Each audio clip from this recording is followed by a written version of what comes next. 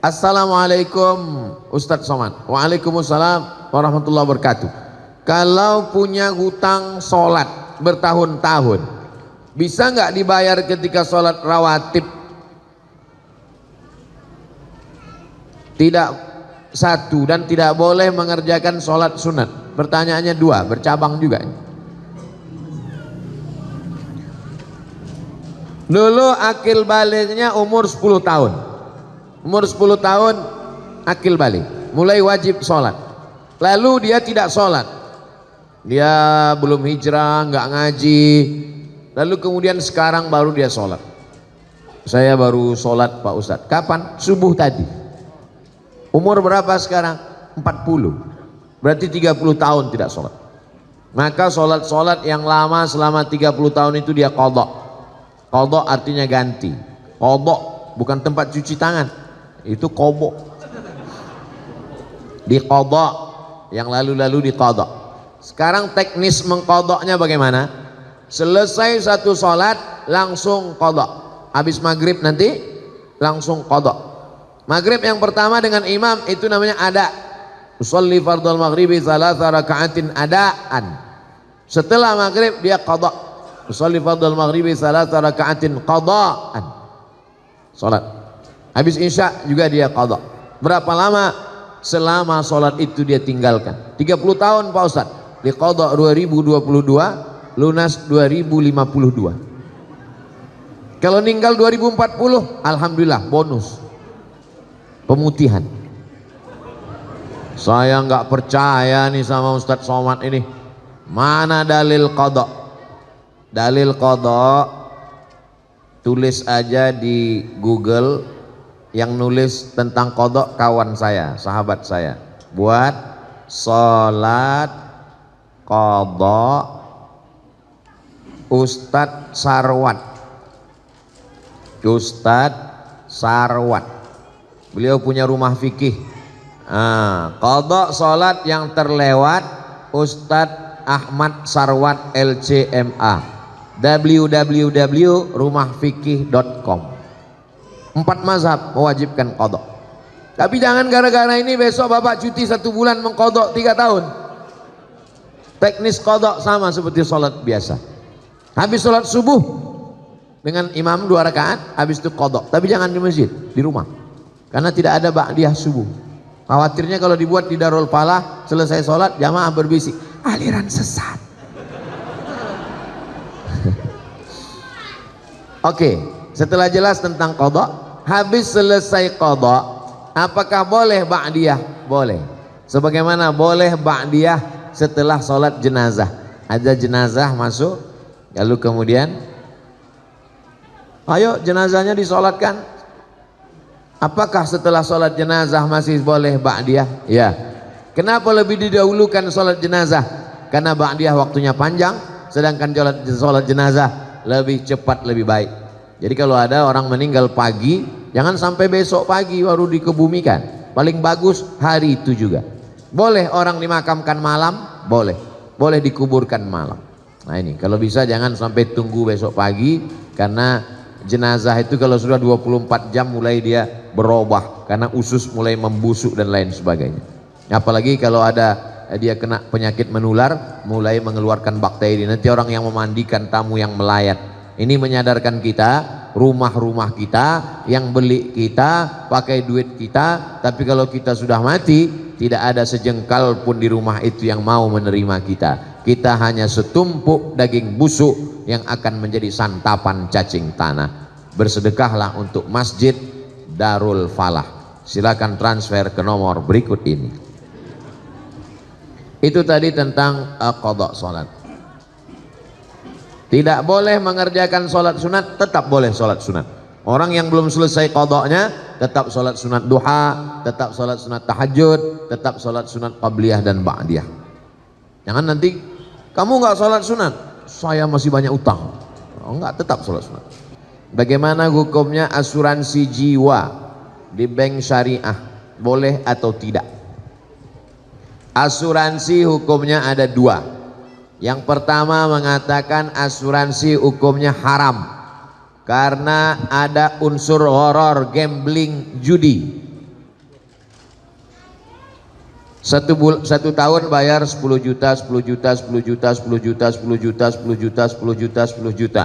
Semuanya ada 10 orang. 10 kali 10 berarti terkumpul uang 100 juta. Tiba-tiba meninggal saya. Mati. Saya yang dapat. Sudah bayar 10 tahun, nggak mati-mati. Judi.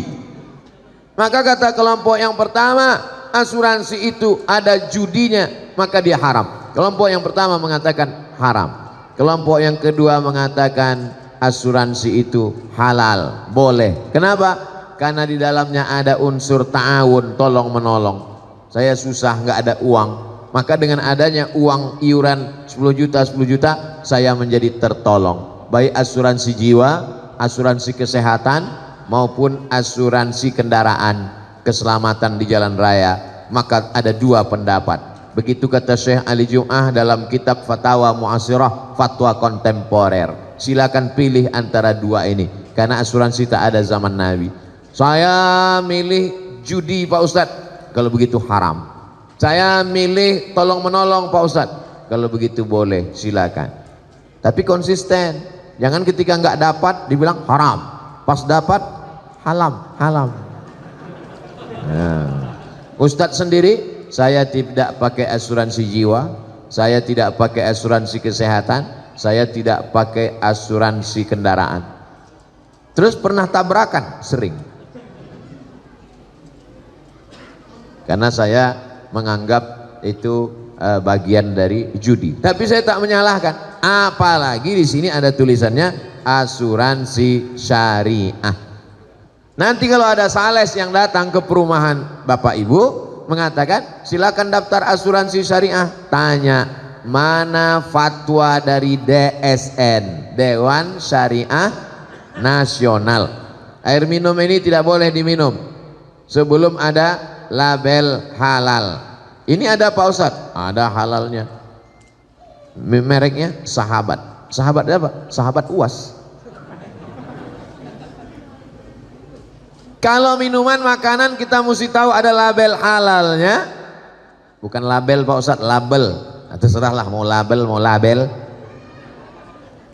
Kalau mesti ada label halalnya, maka kalau yang sifatnya ekonomi tidak dikeluarkan oleh Komisi Fatwa, tapi dikemukakan oleh DSN, Dewan Syariah Nasional. Maka Bank Syariah mengeluarkan asuransi jiwa, maka silakan boleh lanjutkan karena mereka mengambil fatwa yang nomor 2 tadi. Begitu juga dengan BPJS, itu asuransi kesehatan. Sebetulnya uang digabung, uang digabung, ada yang sakit. Yang satu sudah bayar, kamu BPJS sudah berapa tahun daftar? Udah 2 tahun Pak Ustadz, nggak pernah sakit, sehat terus. Berarti uangmu nggak pernah mau pakai. Inilah rencana mau sakit nih Pak Ustadz.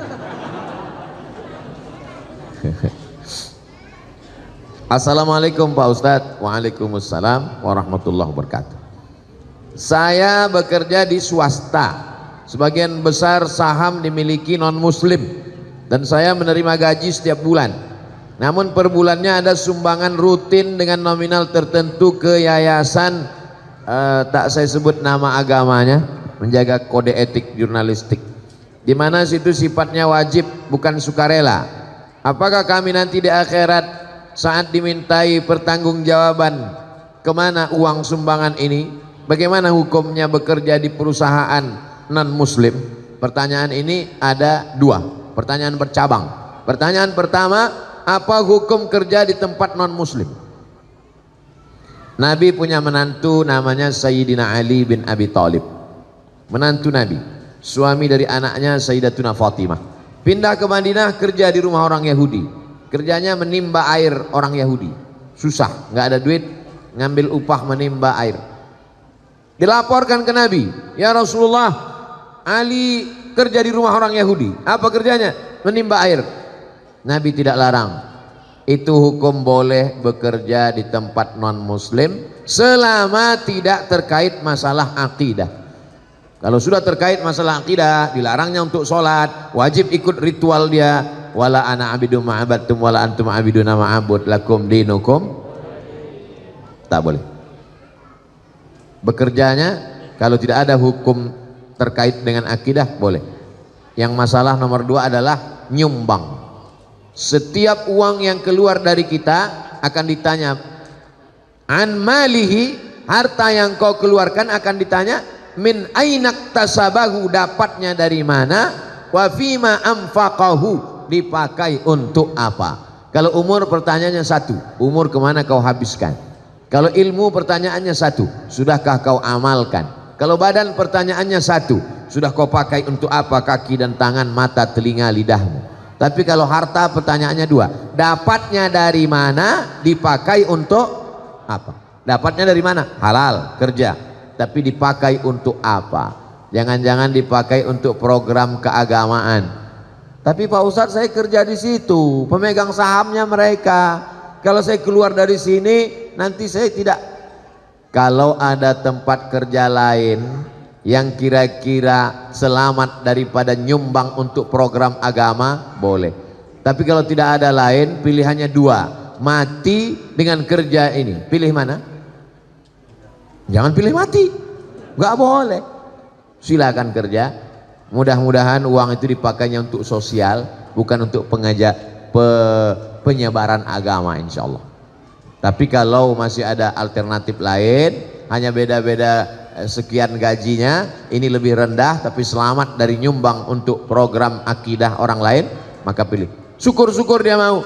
Boleh nggak Pak, saya orang Islam, uangnya dipakai untuk Masjid Darul Falah. Boleh, silakan kata dia. Silakan pakai untuk Darul Falah, tapi bulan depan kau nggak di sini lagi. Oh, bahaya Pak Ustadz. Nah, itu hukum darurat membolehkan yang terlarang. Ad-darurat tubihul mahzurat. Demikian, wallahu a'lam bishawab.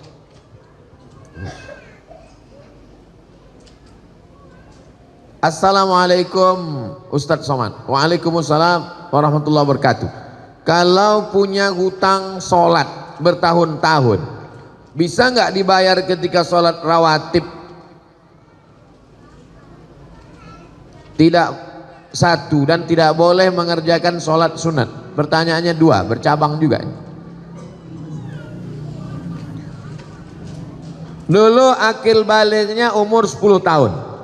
Umur 10 tahun akil balik, mulai wajib sholat. Lalu dia tidak sholat, dia belum hijrah, nggak ngaji. Lalu kemudian sekarang baru dia sholat. Saya baru sholat Pak Ustadz. Kapan? Subuh tadi. Umur berapa sekarang? 40. Berarti 30 tahun tidak sholat. Maka sholat-sholat yang lama selama 30 tahun itu dia qadha. Qadha artinya ganti. Qadha bukan tempat cuci tangan, itu qadha. Di qadha, yang lalu-lalu di qadha. Sekarang teknis mengqadhanya bagaimana? Selesai satu sholat langsung qadha. Habis maghrib nanti langsung qadha. Maghrib yang pertama dengan imam itu namanya ada. Usolli fardhal maghribi thalatha raka'atin adaan. Setelah maghrib dia qadha. Usolli fardhal maghribi thalatha raka'atin qadaan. Salat. Habis isya juga dia qadha. Berapa lama? Selama salat itu dia tinggalkan. 30 tahun Pak Ustaz. Di qadha 2022, lunas 2052. Kalau meninggal 2040, alhamdulillah bonus. Pemutihan. Saya nggak percaya nih sama Ustadz Somad ini. Mana dalil qadha? Dalil qadha tulis aja di Google. Yang nulis tentang qadha kawan saya, sahabat saya. Buat sholat qadha Ustadz Sarwat. Ustadz Sarwat. Beliau punya rumah fikih. Qadha sholat yang terlewat Ustadz Ahmad Sarwat LCMA, www.rumahfikih.com. 4 mazhab mewajibkan qadha. Tapi jangan gara-gara ini besok bapak cuti 1 bulan mengqadha 3 tahun. Teknis qadha sama seperti sholat biasa. Habis sholat subuh dengan imam 2 rakaat, habis itu qadha. Tapi jangan di masjid, di rumah. Karena tidak ada ba'diyah subuh. Khawatirnya kalau dibuat di Darul Falah, selesai sholat jamaah berbisik, aliran sesat. Oke, Setelah jelas tentang qada, habis selesai qada, apakah boleh ba'diyah? Boleh. Sebagaimana boleh ba'diyah setelah sholat jenazah. Ada jenazah masuk, lalu kemudian ayo jenazahnya disolatkan. Apakah setelah sholat jenazah masih boleh ba'diyah? Ya. Kenapa lebih didahulukan sholat jenazah? Karena ba'diyah waktunya panjang, sedangkan sholat jenazah lebih cepat, lebih baik. Jadi kalau ada orang meninggal pagi, jangan sampai besok pagi baru dikebumikan. Paling bagus hari itu juga. Boleh orang dimakamkan malam, boleh. Boleh dikuburkan malam. Nah ini kalau bisa jangan sampai tunggu besok pagi, karena jenazah itu kalau sudah 24 jam mulai dia berubah karena usus mulai membusuk dan lain sebagainya. Apalagi kalau ada dia kena penyakit menular, mulai mengeluarkan bakteri. Nanti orang yang memandikan tamu yang melayat. Ini menyadarkan kita, rumah-rumah kita, yang beli kita, pakai duit kita, tapi kalau kita sudah mati, tidak ada sejengkal pun di rumah itu yang mau menerima kita. Kita hanya setumpuk daging busuk yang akan menjadi santapan cacing tanah. Bersedekahlah untuk Masjid Darul Falah. Silakan transfer ke nomor berikut ini. Itu tadi tentang qada salat. Tidak boleh mengerjakan sholat sunat, tetap boleh sholat sunat. Orang yang belum selesai qadanya tetap sholat sunat duha, tetap sholat sunat tahajud, tetap sholat sunat qabliyah dan ba'diyah. Jangan nanti kamu nggak sholat sunat, saya masih banyak utang. Oh, enggak, tetap sholat sunat. Assalamualaikum warahmatullahi wabarakatuh, Ustaz. Waalaikumsalam warahmatullahi wabarakatuh. Apabila orang tua kita melakukan kesalahan, bagaimana cara kita menasehatinya? Orang tua tidak bisa dinasehati, karena orang tua tidak pernah melihat kita sebagai orang besar. Di mata orang tua, kita tetaplah anak kecil yang baru pandai berjalan. Jadi kalau kita ceramahi orang tua, dia bukan dengar, dia melihat kita sebagai lucu.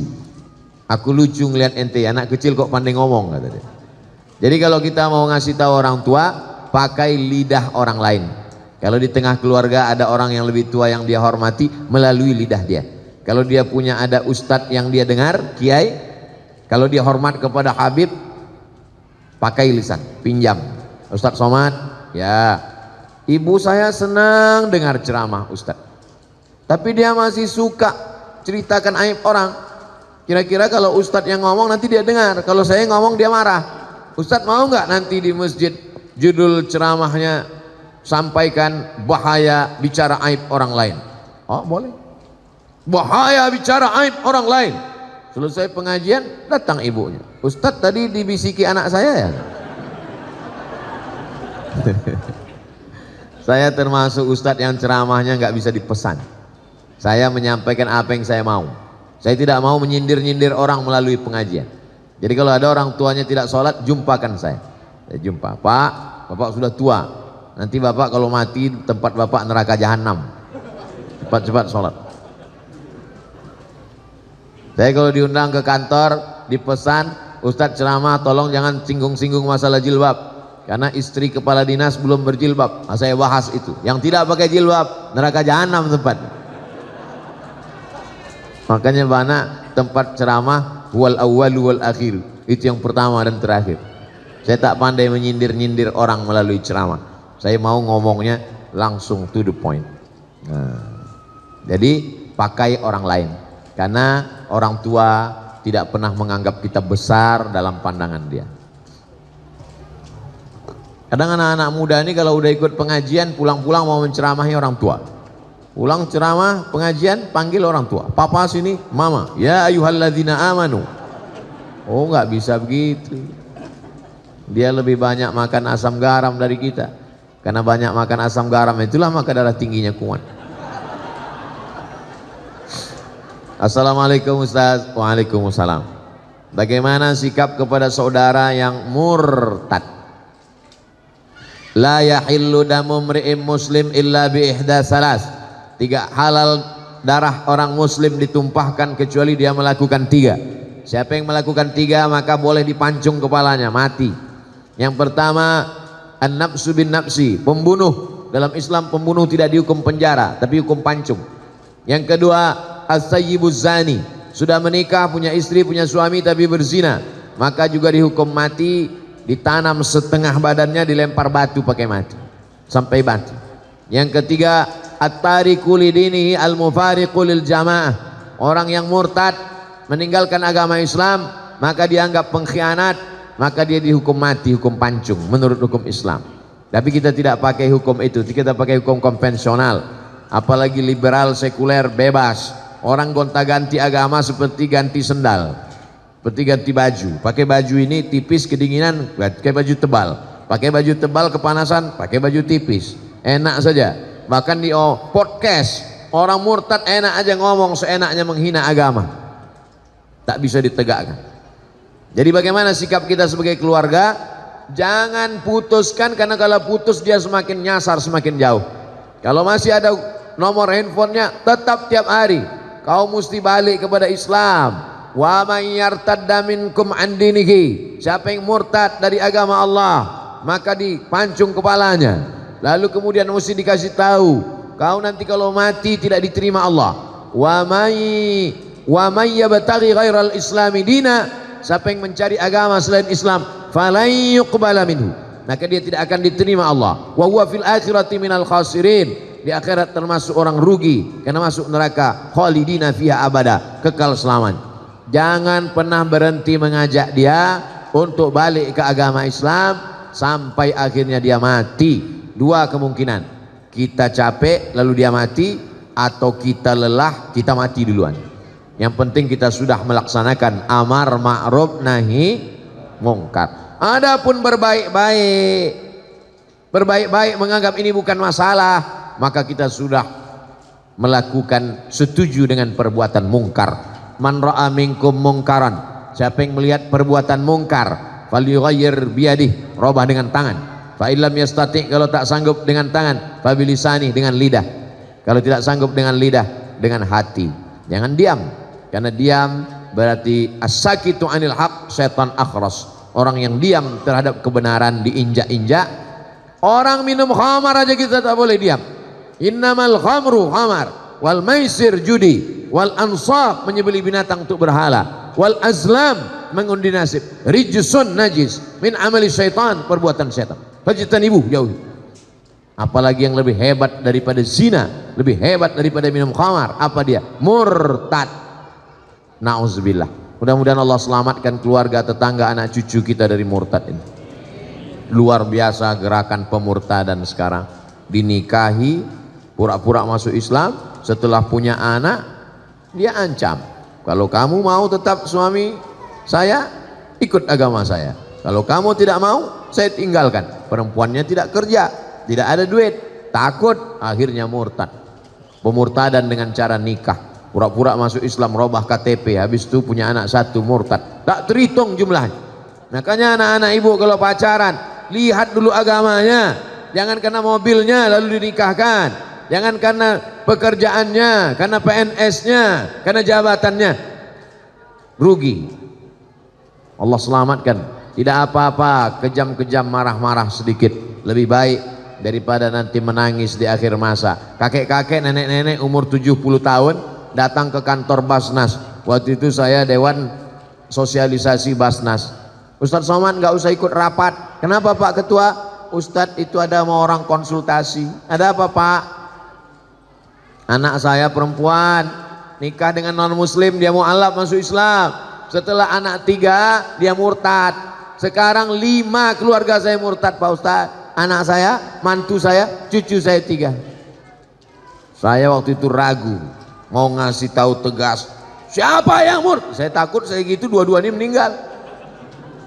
Saya bilang Bapak pulang aja ke rumah, makan enak, banyak-banyak zikir, banyak-banyak doa, mudah-mudahan Allah balikkan hatinya. Sudah tak tertolong lagi, bagaimana caranya? Ini berawal dari kenapa bisa anak nikah dengan orang tidak seakidah. Karena gara nonton sinetron, gara-gara nonton artis infotainment. Beda agama nggak apa-apa, dalam Islam tidak bisa. Dalam Islam yang pertama kali dilihat adalah agamanya. Tungkahul mar'atu li arba', perempuan dinikahi karena 4. 5 liha karena hartanya. wali hasabiha karena keturunannya, wali jamaliha karena kecantikannya. Tapi pandang yang keempat, fazfar bidzatid din, lihat agamanya. Taribat yadaka, kau akan selamat. Kalau mau mencari menantu laki-laki, idza ja'akum man tardawna dinahu, kalau ada orang yang meminang anakmu, maka yang pertama kau lihat din, agamanya, wa khuluquhu, akhlaknya. Ini mentang-mentang ada orang minang anak, begitu dibuka gorden dilihat mantu mobil baru, oh ini dia sesuai dengan istikharahku tadi malam, istikharah cinta, oh inilah calon mantu kita. Padahal suaminya udah ngasih tahu, ojo ke susu bu, inilah dia. Ternyata setelah dinikahi seminggu murtad dia, dunia tak dapat, akhirat tak dapat. Menangis anak pulang meleleh air mata, mama kenapa mobilnya kredit, dunia tak dapat, akhirat melayang. Nauzubillah, mesti tanya-tanya, mesti resek, mesti cerewet demi keselamatan anak. Yang sudah terjadi apa boleh buat, nasi sudah jadi tai ayam. Orang sudah murtad, ibu cerita bubur juga lagi.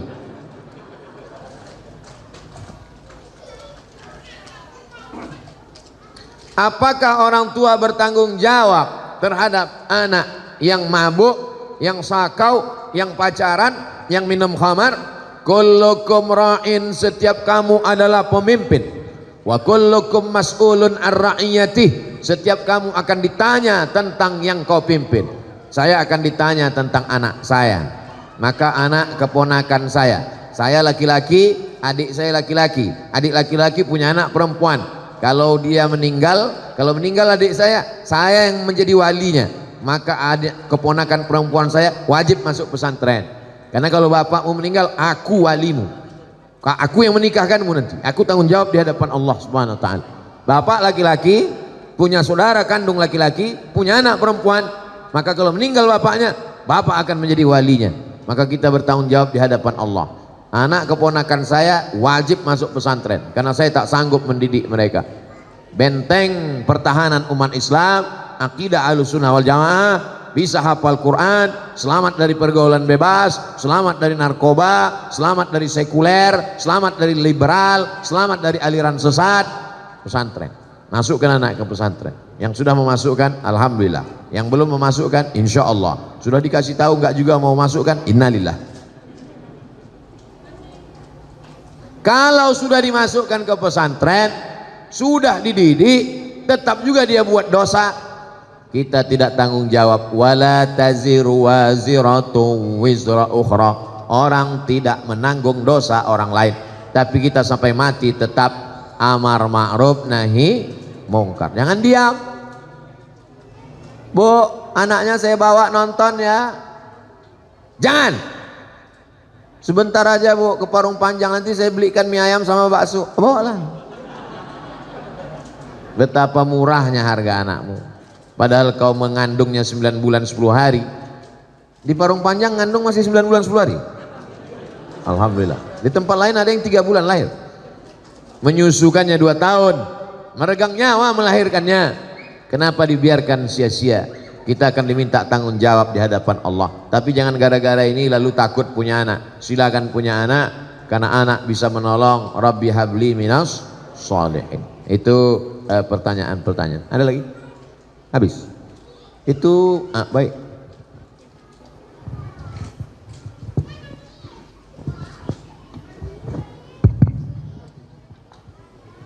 Assalamualaikum Ustadz Abdul Somad. Pertama-tama saya meminta tausiah ini diijazahkan, khususan buat saya, umumnya buat jamaah ini, untuk diambil ilmunya Ustadz. Terus yang saya mau tanyakan gini Ustadz, kita ini tinggal kan di lingkungan itu sangat heterogen Pak Ustadz, multi agama lah di sini banyak ya. Ini pertanyaan pribadi gitu. Saya itu tinggal benar-benar kanan kiri nempel tembok itu Nasoro. Niat saya bukan takabur. Saya pengen mungkin ini ibadah saya gitu. Saya pengen memperlihatkan adab sama akhlak orang muslim tuh seperti ini gitu. Jadi biar tidak termakan ya sekarang metaverse ya. Gimana adab saya terhadap tetangga saya yang bertempelan tembok, kebetulan dia Nasoro, qadarullah dia miara makhluk najis juga. Terus saya punya anak kecil, saya pengen berhubungan baik sama beliau. Kadang kita juga berbagi makanan gitu, tapi saya tahu gitu tetangga saya ini makanan yang tidak halal gitu. Gimana cara adab saya, Ustadz? Sodako. Bismillah. Saya bertetangga dengan non-muslim sampai kelas 6 SD. Setelah itu orang tua saya pindah, tapi hubungan saya sampai hari ini baik. Masih WA-WA, masih kirim-kiriman. Ada rumah Quran di daerah itu, perlu bantuan semen. Yang WA saya yang non-muslim tadi. Ustadz Somad, dekat rumah kita ada rumah Quran, sekarang sedang pembangunan. Ada orang di Jakarta mau dapat jadwal ceramah TNI melalui yang non muslim tadi. Jadi hubungan kami tetap baik dalam hubungan sosial, tapi dalam hubungan akidah, wala ana abidum ma'abattum wala antum abiduna ma'abud lakum dinukum wadi. Dulu kalau hari raya dia kirim kami makanan, tapi dia tahu kita tidak makan makanan dia kasih kuehnya kue kotak, kue bungkus pabrik halal, minuman kaleng. Kita saling menjaga. Sebetulnya yang merusak ini provokator. Medsos ini luar biasa fitnahnya. Adapun bertetangga menjaga adab, justru dia masuk Islam karena adab itu. Ada seorang imam namanya Imam Al-Hasan Al-Basri, meninggal tahun 110 Hijrah, punya tetangga non muslim. Rumah tetangganya di atas bukit, dia di bawah.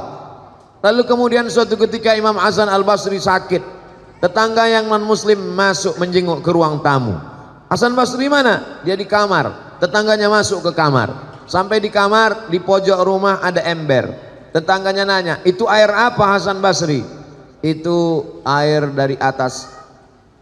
Kalau nggak salah itu pojok kamarmu pas WC saya. Sudah berapa lama kamu nampung air ini? Isrun sana, 20 tahun sudah kutampung. Agama apa yang mengajarkanmu selembut ini Hasan Al-Basri?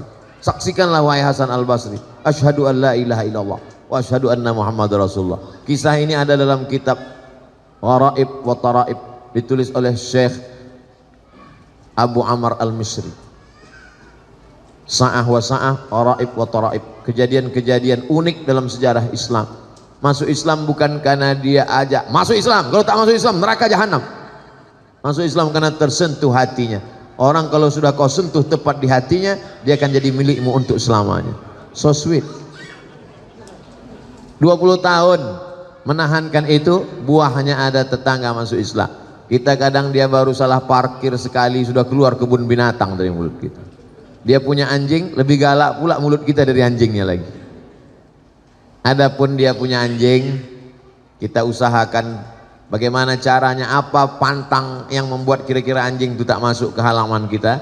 Karena kalau sampai air liurnya basah, kalau kering sama kering tak apa, tapi kalau sampai basah sama kering maka mesti dibasuh 7 kali. Kalau sampai anjing itu mengeluarkan air liur di halaman, lalu kemudian halamannya itu anak kita jalan, kena kakinya, mesti kita siram kaki anak kita itu 7 kali dengan air, salah satunya dengan air yang dibasuh tanah. Kalau di sini ada tetangga punya anjing, sementara kita tidak punya pagar, mesti izin ke developer atau ke lingkungan, mesti pagar, karena kalau tidak anjingnya apa kan akan masuk. Atau dibuatkan aturan, siapa yang melihara anjing mesti di dalam rumah dia. 2 kemungkinan, anjing itu mesti di rumah dia atau rumah kita berpagar, karena kalau tidak mau tak mau anjing masuk, karena anjing tidak bisa baca kecuali kita bilang anjing dilarang masuk. Kita mesti menjaga ini hidup bertetangga, karena kalau tidak ini akan merusak tatanan sosial kita. Mudah-mudahan akhlak kita membukakan pintu hidayah untuk mereka. Ayyahdiyallahu bika rajulan wahidan, satu orang dapat hidayah karena engkau, khairum min humurin na'am, lebih baik daripada kau memiliki dunia beserta isinya. Tentang ijazah, ajaztukum jami'a marwiyati wa muallafati wa muhadarati. Aku ijazahkan semua kajian-kajian, riwayat-riwayat hadis dan zikir, semua ceramah-ceramah, yang buku-buku yang sudah kusampaikan selama ini kepada seluruh jamaah Masjid Darul Falah yang hadir pada saat ini. Asa an tanfa'ana fid dharaini, mudah-mudahan bermanfaat untuk kita dunia akhirat. Amin ya rabbal alamin.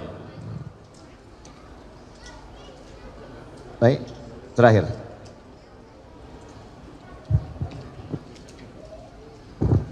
Assalamualaikum warahmatullahi wabarakatuh. Waalaikumsalam warahmatullahi. Mohon maaf, insya Allah ini terakhir Ustaz. Laki-laki dewasa keutamaannya tetap kepada ibunya. Bahkan ada riwayat ketika seorang lelaki ingin berjihad, tapi di rumahnya masih ada ibu yang harus dirawat, Rasul menyuruh dia untuk pergi ke merawat ibunya dibandingkan untuk berjihad. Artinya keutamaan ibu sangat luar biasa dipandang oleh Islam. Pertanyaannya adalah ketika misalnya saya menginap di rumah ibu saya pada saat sholat subuh, ada keinginan saya untuk sholat di masjid, tapi ibu saya sangat ingin sekali bermakmum berjamaah dengan saya di rumah. Mana yang lebih utama? Saya tetap jalan ke masjid atau saya menyenangkan hati ibu saya untuk berjamaah di rumah? Terima kasih. Allahu a'lam bishawab. Assalamualaikum warahmatullahi wabarakatuh. Waalaikumsalam warahmatullahi wabarakatuh. Datang seorang laki-laki menjumpai Nabi Muhammad SAW. Ya Rasulullah, izinkan aku perang jihad fisabilillah, aku mau mati syahid. Kata Nabi, alaka min ummin, ibumu masih hidup? Ya, ada di rumah. Ilzam rijlaiha fasammal jannah, kau urus tapak kakinya, kau dapati surga di sana. Kalau telapak kakinya kau urus, kau dapat surga. Apalagi kalau kau urus kepalanya, tangannya, badannya, makannya, pakaiannya. Yang masih punya ibu, bersyukurlah. Kalau ibunya sudah meninggal, bersedekah. Saat ummi matat, emakku sudah mati ya Rasulullah, afa tasaddaqu anha, kalau aku bersedekah apakah pahalanya sampai untuk almarhumah? Kata Nabi, sampai. Ayu sadaqatu afdal, sedekah apa yang paling afdal? Sakyul ma, memberikan air minum. Bapak ibu yang sanggup belikan air minum kotak, sedekahkan untuk pengajian. Yang tak sanggup, buatkan sumur bor. Oh, lebih mahal Pak Ustadz, rame-rame. Satu sumur bor 2 juta, iuran dengan keluarga di pondok pesantren, mengalir pahalanya. Bagaimana kalau ibu di rumah, nginap di rumah ibu, ibunya mau sholat subuh berjamaah, sementara anaknya mau sholat subuh ke masjid? Menurut mazhab Hambali, sholat subuh berjamaah, sholat berjamaah ke masjid hukumnya wajib. Berbakti kepada orang tua juga wajib. Kalau ketemu dua yang wajib, bagaimana? Lihat, di rumah itu ada tak orang lain? Kalau di rumah itu anaknya 10, perempuan 9, 1 laki-laki, maka dia tetap pergi ke masjid. Maka nanti setelah pulang ke masjid, dia tetap berbakti kepada ibunya. Tapi kalau dia anak tunggal satu-satunya, tak ada pembantu dan siapapun juga dalam rumah itu, kalau dia pergi dikhawatirkan terjadi sesuatu, maka yang wajib ini lebih dikedepankan daripada dia pergi ke masjid. Menurut mazhab Syafi'i, sholat berjamaah ke masjid fardu kifayah. Menurut mazhab Maliki, sholat ke masjid adalah sunnat muakkad. Andai bertemu dua yang wajib, maka dilihat mana yang lebih kuat di antara keduanya. Kalau anak tunggal sendirian, tak ada orang lain yang menjaga, maka wajib kau bersama ibumu, karena dikhawatirkan akan terjadi sesuatu. Sedangkan di masjid sholat berjamaah tetap ada imam dan makmum, sehingga sholat tetap terlaksana. Kalau sampai Masjid Darul Falah ini kosong, tidak ada orang sholat berjamaah, satu perumahan ini istahwadat alaihimus syayatin, satu perumahan ini diganggu setan. RT-nya kesetanan, RW-nya kesetanan, masyarakatnya kesetanan. Insya Allah kita sholat berjamaah di masjid. Amin ya rabbal alamin. Untuk segala kebaikan, mudah-mudahan kita semuanya istiqomah, menjadi lebih baik daripada sebelumnya. Yang sakit-sakit diangkat penyakitnya, yang terlilit hutang ditolong lepas dari riba, anaknya menjadi anak yang soleh dan solehah, keluarganya sakinah mawaddah warahmah. Ala hazihin niyah al-fatihah. A'udzubillahi minasyaitonir rajim. Bismillahirrahmanirrahim. Alhamdulillahi rabbil alamin. Arrahmanir rahim. Maliki yaumiddin. Iyyaka na'budu wa iyyaka nasta'in. Ihdinas siratal mustaqim. Siratal ladzina an'amta 'alaihim ghairil maghdubi 'alaihim waladdallin. Amin.